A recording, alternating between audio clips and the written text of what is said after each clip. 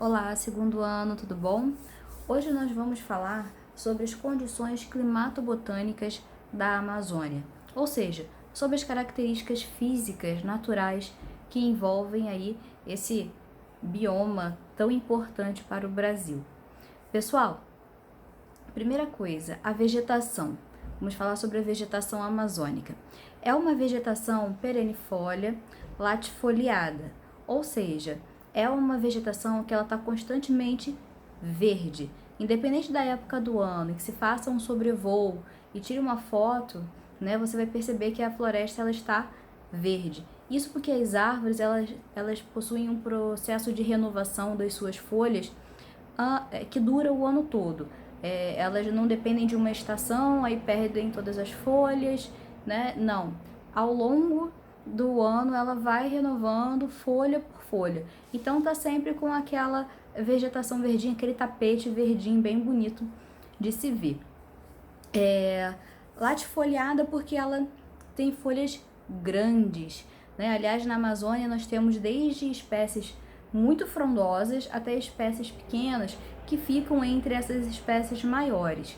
Mas essas espécies maiores, elas chamam muita atenção pela altura que atinge uma árvore nessa região e também pela largura de um tronco, né? Até porque são árvores muito antigas. Então tem árvores ali que precisam de 30 pessoas para poder abraçar uma árvore, vamos dizer assim, só para a gente ter uma noção dessa dimensão, dessa proporção. O que acontece? Essas árvores, essa vegetação amazônica, ela vai ser de extrema importância para todo um ciclo. Como eu falei com vocês, essas folhas que caem, elas vão se depositando em cima do solo e vão formando uma espécie de tapete, que nós costumamos chamar de serrapilheira. Essa serrapilheira, ela entra em decomposição. E é essa decomposição que vai gerar matéria orgânica que vai se unir ao solo e gerar a fertilidade dessa região. Ou seja, a própria floresta ela se mantém, né? Porque ela ajuda a produzir o seu próprio alimento. Então, não só consome a energia solar e sabe os nutrientes do solo que vai se unir no processo de fotossíntese. Então, ela também produz, né, essa matéria orgânica que ela vai utilizar no processo de fotossíntese. Então, assim, a floresta, ela se mantém. Se nós tiramos a floresta, ela vira, assim, um grande deserto, né? Porque as árvores é que fazem a manutenção dessa região, que colocam nutrientes no solo, tá bom?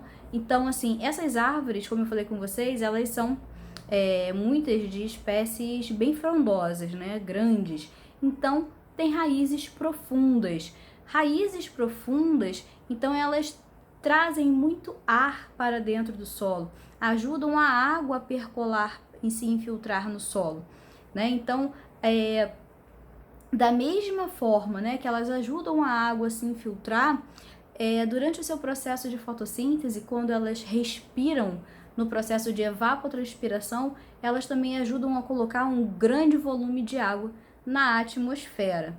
Então a vegetação, ela é muito importante também para o ciclo hidrológico dessa região. O ciclo que nós vamos falar que é misto. Então vamos lá, elas dependem muito do regime de chuvas que são ocasionadas justamente pela presença da floresta, que colocam esse grande volume de água na atmosfera e que chove com o entardecer, quando a atmosfera fica mais fria, essa água ela volta para o seu estado líquido, como fica mais densa, mais pesada, cai no formato de chuva, né, de precipitação. Então, de uma forma geral, né, essa umidade ela é bem distribuída ao longo do ano por conta da floresta. Então, chove bastante na região. O que vai acontecer? Muitas pessoas da região, inclusive, combinam, vamos sair antes ou depois da chuva, porque é um reloginho, dá lá 4h30, 5 horas da tarde, que está bem nessa mudança, né, da atmosfera. O que acontece? Chove, tá? Então, é uma região muito úmida, a própria vegetação é adaptada e mantém isso. E esse grande volume de água que a própria vegetação coloca na atmosfera integram, né, os rios voadores que vão abastecer as bacias hidrográficas, por exemplo, aqui da região sudeste, né? Então, quando a gente acha que a região da Amazônia não tem nada a ver com a gente, tem muito a ver sim, tá? Porque essa umidade, através das correntes de vento, elas são trazidas para cá. Lembra quando nós vimos aí as massas de ar que influenciam o clima no Brasil? A massa equatorial amazônica, ela influencia diretamente a região centro-oeste do Brasil e também a região sudeste do Brasil, tá? Muitas vezes até a região nordeste durante o verão, quando ela ganha maior força, né? Por que maior força? Porque tem maior concentração de calor. Na região da Amazônia, nós temos pouca variação de temperatura. Lembrando que é uma região equatorial, fica bem ali na linha equatorial, onde nós temos uma boa disponibilidade de radiação solar durante todo o ano. Então, as altas temperaturas ajudam justamente a ter essa constante precipitação, né? Porque evapora e precipita. Seguindo aí,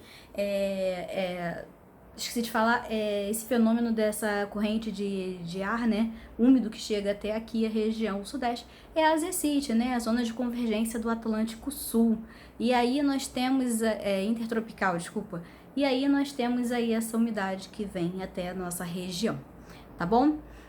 As chuvas, essas chuvas que nós falamos diariamente por conta do calor, são chuvas convectivas. Então é o clima, né? Durante o dia, muito calor, muita água se deposita na atmosfera. Durante a noite, né? A noite não, entardecer, chove. Então, chuva convectiva. E seguindo aí falando da vegetação, ela é muito importante, principalmente por conta da população que depende dessa umidade. Essas águas vão abastecer os rios, que são também extremamente volumosos, são muito extensos. Nós temos aí duas das principais bacias hidrográficas, né, do mundo, aí, a Amazônia e Tocantins-Araguaia, que se destacam justamente pelo grande volume de água, né? O Rio Amazonas tem esse regime duplo, porque tem o abastecimento das águas da chuva e também águas que são originadas através do degelo da Cordilheira dos Andes, tá?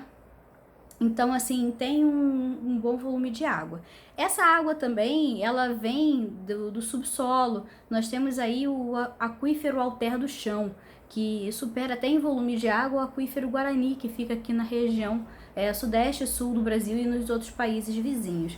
O aquífero Alter do Chão é justamente pela essa capacidade que essa vegetação ajuda, né, a infiltrar essa água no solo, o que ajuda a manter o regime dos rios mesmo durante o período de estiagem. Lembrando que um período de estiagem nessa região é um período que chove menos, mas não vai deixar de chover. Lembrando que a variação do rio também durante o período de chuva, que no verão tem uma maior concentração de calor, então os rios variam aí 5 metros, né, com relação à sua área de inundação, até 10 metros, o que obriga até a população ribeirinha a se deslocar para as áreas de terra firme. Isso porque quando nós olhamos a estrutura do solo, dos rios da Amazônia, nós temos a mata de igapó, que está constantemente inundada, né, nessa faixa de inundação. Temos aí a mata de várzea, que durante o período de cheia, né, principalmente no verão, ela é inundada, então ela é adaptada a ficar um período. E a de terra firme, ou seja, aquela vegetação da Amazônia que não vai sofrer aí um período de inundação. Pois bem, a mata de terra firme, né, ela não está adaptada, mas ela também segue aí esse padrão da Amazônia, né, de árvores latifoliadas, resistentes à umidade, porque o solo vai ser muito úmido, tá? Até porque é uma área muito drenada, tem muitos rios, tá bom? O relevo nessa região é um relevo muito baixo, tem baixas altitudes. Nós podemos dizer que é uma planície, né, encaixada entre planaltos. Ao norte nós temos alguns planaltos, o principal, o planalto ali de Roraima, e nós temos também ao sul, né, a direção da região centro-oeste, o planalto central, mas temos aí algumas variações. Lembrando que a região da Amazônia tem algumas áreas de depressão, mas essas depressões são depressões relativas, ou seja, elas não estão abaixo do nível do mar, então elas estão abaixo em relação às terras vizinhas. É uma região que apresenta tanto área de escudos cristalinos como áreas de sedimentação, principalmente próximo aos rios, que são as áreas mais baixas, que recebem, né, o depósito de sedimentos oriundos das áreas mais elevadas. Bem, o que acontece? A região da Amazônia, ela vem sofrendo ultimamente aí alguns problemas com relação a manter o meio ambiente, né? A manter essa dinâmica da floresta amazônica. Isso porque nós temos problemas como a queimada desenfreada, nós temos graves problemas com relação à derrubada de árvores para madeira, para construção civil, isso ilegalmente, né? Então é um problema tanto para a fauna quanto para a flora, para espécies que ainda nem sequer foram catalogadas. Então nós temos esses problemas aí que a gente já até conhece, porque são problemas assim relacionados inclusive à expansão da fronteira agrícola, ou seja, transformar áreas naturais em fazendas, né? Então é um assunto que tem sido muito abordado por vários, como é que eu vou falar, filmes, documentários, séries que mostram aí esses problemas na região amazônica. Temos várias pessoas ativistas que vivem na região. É uma região que envolve muito estrangeiro, né? Vivem muitos estrangeiros relacionados a essas atividades aí, ou de proteção ambiental, e existem até alguns estudos de pessoas que estão relacionadas à biopirataria. Então a gente olha lá, ai, bonitinho, ele tá vindo conhecer aqui as terras brasileiras, ele gosta do Brasil. Mas muitas vezes são pessoas que estão relacionadas aí a esse comércio de biopirataria. Como é uma área de muito difícil acesso, né, e difícil você fiscalizar, tem áreas que tem vários problemas com relação à entrada de drogas, contenção de pessoas, e também a questão da extração de minério, né? Então nós temos aí um grande desmatamento que vai abrigar ali depois a mineração, que é muito danosa ao meio ambiente. A gente vai ver isso com mais calma, né? Um bom exemplo disso foi Serra Pelada, que era um grande morro, foi descoberto ouro na região, tá? Mas não é o único tipo de minério que tem na região. E aí foi simplesmente devassado. Hoje é um grande buraco, né, ali, e não pode chegar perto, foi proibido, e foi um grande formigueiro humano e que trouxe, além de tudo, problemas ambientais. Bem, como eu falei com vocês, também o potencial hidráulico, né, muitos rios. Então, o que acontece? Instalações de hidrelétricas. Apesar de ter um grande volume de águas, nós temos aí a questão desse volume de água, mas os rios são muitas vezes planos, não tem o principal para a produção energética, que é a queda d'água. Então você tem que simular, você tem que construir barragens para poder simular essa queda para a produção de energia. Então isso interfere diretamente na dinâmica dos rios, principalmente porque muitos peixes dessa região realizam ali, né, um processo de subida dos rios para poder desovar, para poder procriar. Então você tem ali um problema ambiental muito sério, porque vai mexer com ribeirinhos, áreas vão ser alagadas, espécies vão sumir porque em decorrência, né, de uma mexida aí na cadeia alimentar e assim por diante, tá bom? Então, apesar de ter um potencial hidráulico, traz sim muitos impactos ao meio ambiente. Além de tudo, a água represada faz com que as folhas e animais que foram inundados, né, entrem em decomposição, mexem com o pH da água, que mexe com o organismo de todas as pessoas e também todos os organismos que dependem dessa água, e aí uma série de problemas também em reação em cadeia, tá bom?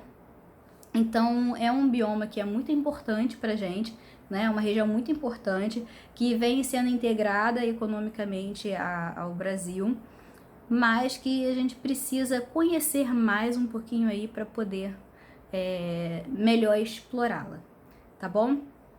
Então por hoje é só. Deem uma olhada aí no capítulo de vocês, no capítulo 7, que fala aí sobre essas questões da Amazônia.